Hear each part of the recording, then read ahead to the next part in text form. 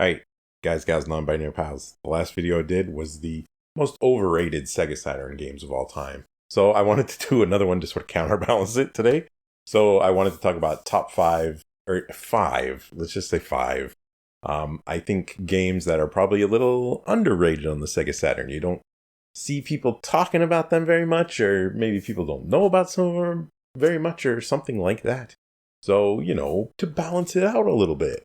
And again, remember, this is my list. You have a list too. So let me know in the comments below your list. Or if you have a video too, let me know that too. I'd love to check it out. And I really appreciate all the views and comments on the videos that I've been getting lately. It really motivates me to make more. So just let me know if you do want more. All right, so let's just jump right into it. These are five, in my opinion, underrated Sega Saturn games. Number 5. So the first game on my list, I cheated a little bit. It's not a Saturn exclusive.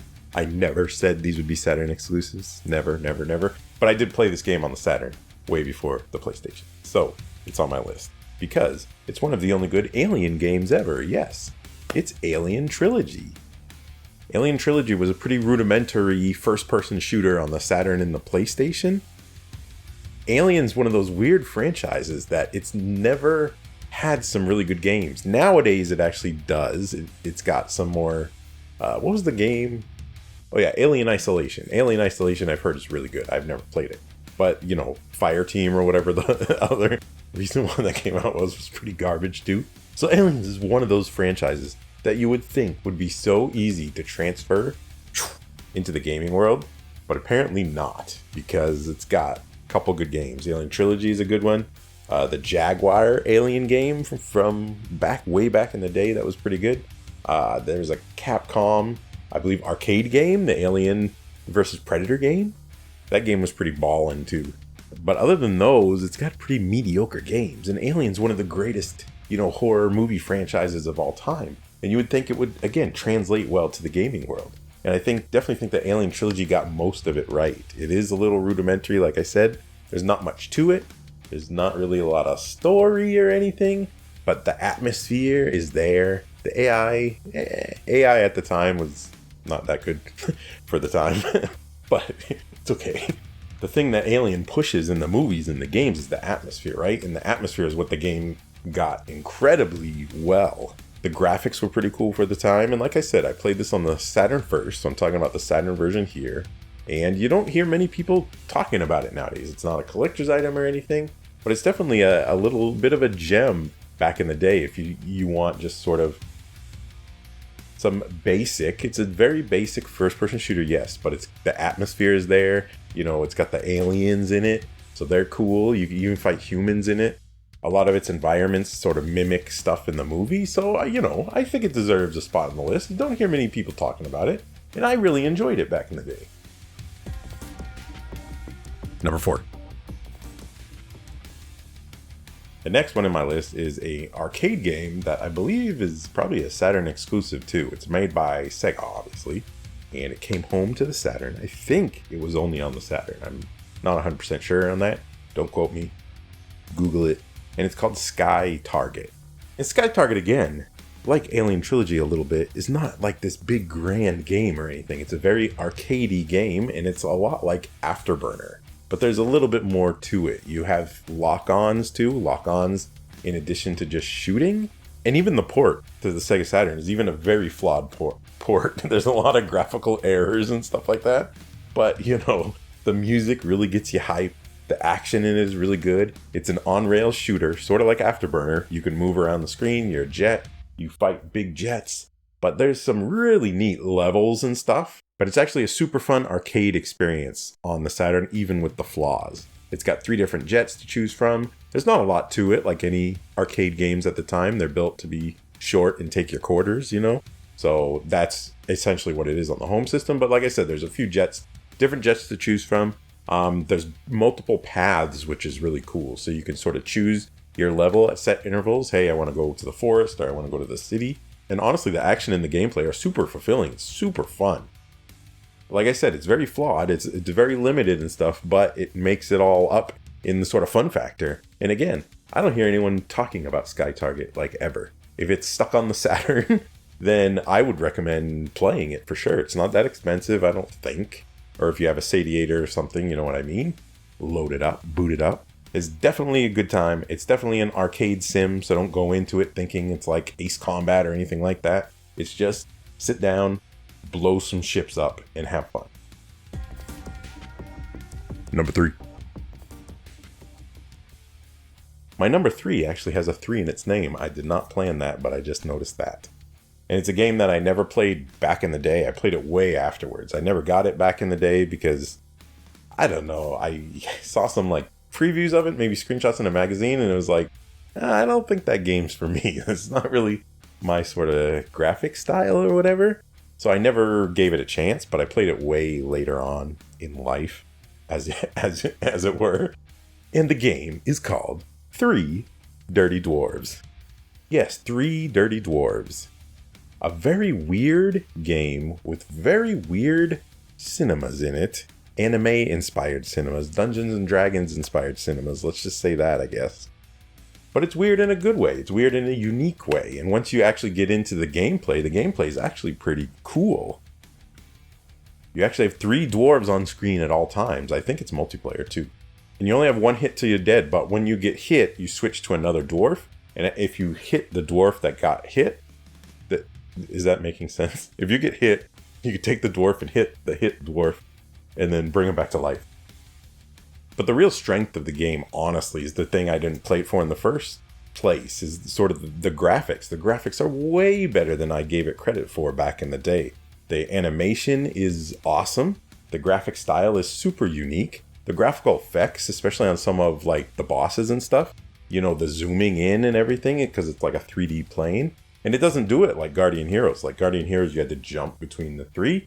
This one, you freely move forward and backwards, right? So it's definitely a more traditional sort of, you know, Final Fight sort of beat 'em up, I guess you could say. But it's got so much personality and so much unique weirdness to it that makes it pretty amazing. And I don't hear, again, a lot of people talking about this. So I think 3 Dirty Dwarves, maybe people were like me and they skipped it originally. I don't know. I would suggest playing it now if you have a Saturn collection or you're getting into the Sega Saturn, because stuck on the Saturn, I don't think it's ever getting ported anywhere else. I don't think it has been, because it's just such a weird game. And like I said before, it stars 3 dirty dwarves, and each one has a different weapon, which is pretty cool. There's like a bowling ball guy, there's a baseball guy, and there's a guy with a shotgun, which is the guy I sort of like. But they all play the same essentially, other than that, but they use the weapons differently, and it's pretty cool. And even if you don't want to play this game, look up a YouTube video and watch the opening cinema. It's like bonkers. Like, what? What were they thinking? What's going on? It's crazy. Number 2. The next one is actually an import that I never knew existed back in the day. I only found out about its existence pretty recently. I don't even remember where I found out about it. Maybe it was a GameSack episode or something like that. Not really sure, but I'm going to mess up this pronunciation. But it's called Purikura Daisakusen. Did I say it right? Anyways, the game rocks. It's a 2D isometric shooter almost. You're not like a jet or anything. You're one of 3 characters, 3 different characters to choose from. I guess they're maybe princesses. I don't know. But each one has a slightly different weapon. They shoot weapons out of their wands, but they also have an up-close attack too. You move around an isometric battlefield.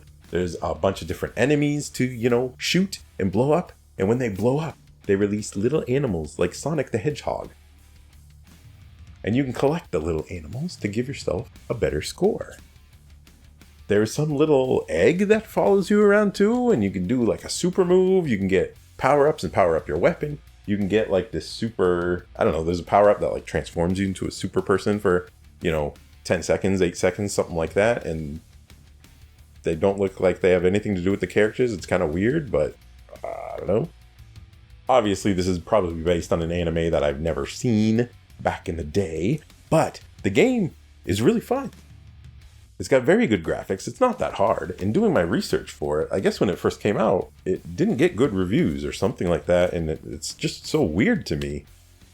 because I had a lot of fun with this game. And again, I've never heard of it other than a couple months ago. And so that's why it's on my underrated list, because I think it definitely deserves to be talked about, to be found. It's a good game.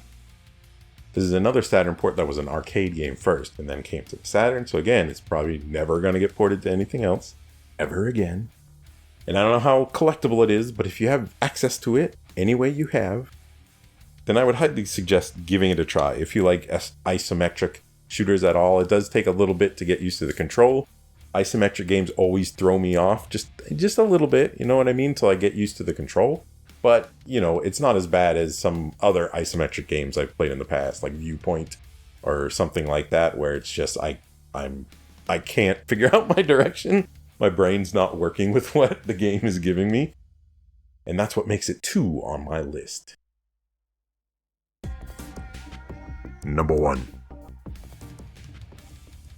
In my number 1 most underrated Sega Saturn game, the game that doesn't get enough love, as it should, is Christmas Nights into Dreams.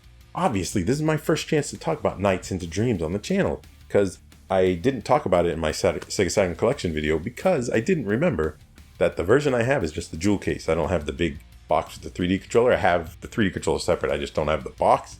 And so it got mixed in with my imports, which I'm looking at way down on the floor over there.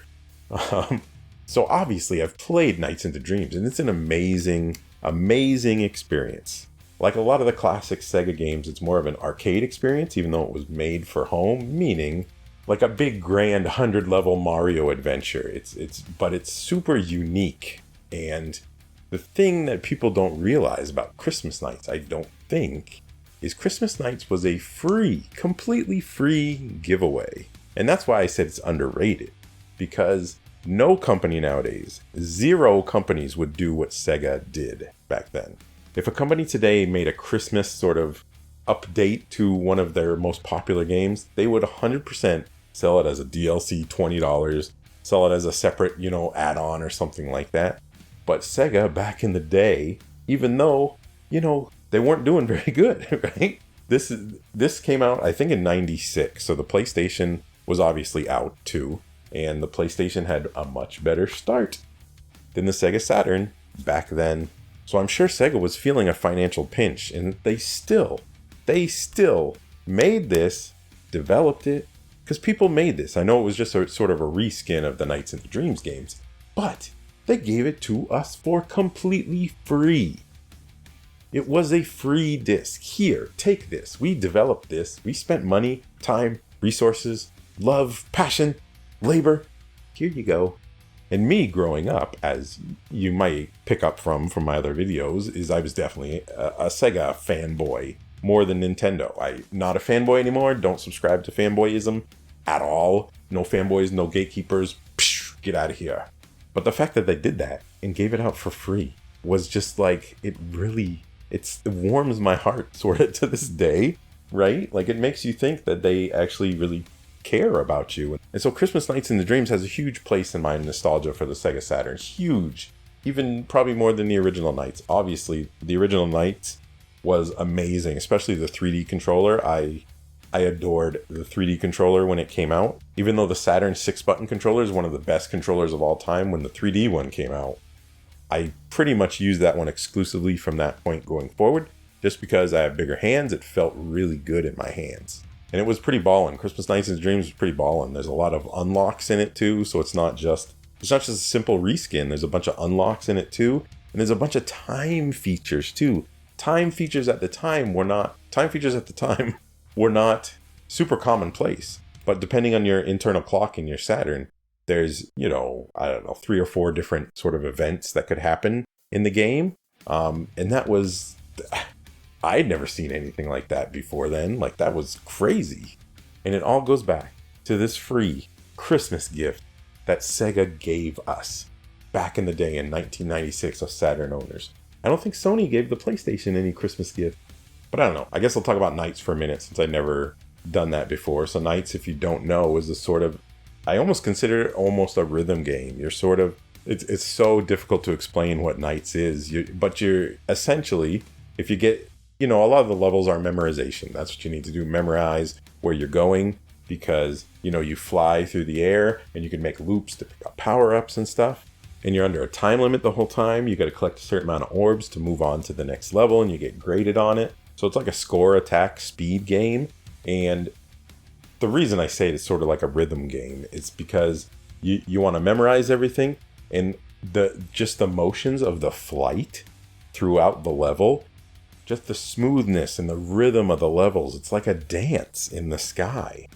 And when you can actually do it, when you actually do well on a level, it feels so good and it feels so easy. You can get in the zone and just you're flying around doing your thing, not hitting walls and stuff. Oh man, it's an incredible feeling.